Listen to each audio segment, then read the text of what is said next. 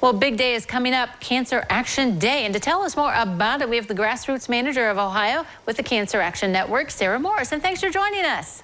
Thank you. Great to be here. All right. So when's the day? When should we mark our calendar?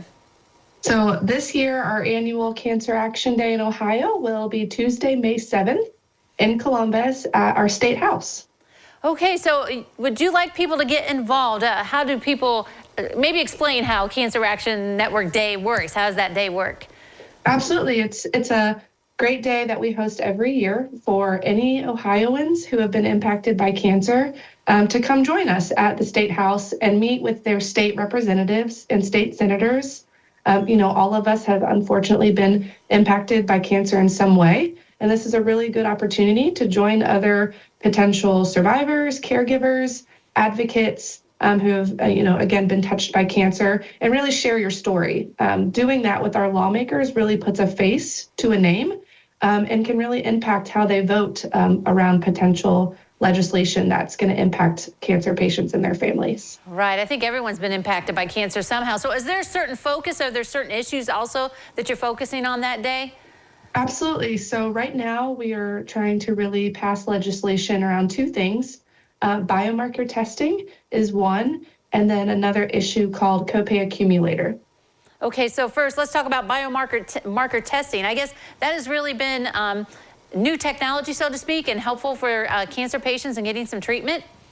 Yes, so a lot of other states have passed this legislation, similar legislation. Biomarker testing is essentially the right treatment at the right time. So it's a blood test that someone who's been diagnosed by cancer can have, a panel testing that will help determine the right treatment to combat their type of cancer. So really it's about, again, quality of life, saving time for cancer patients and their families, and essentially money too. Not having to test certain types of treatment, not knowing if they're going to be effective or not. So this blood panel test can really help identify that.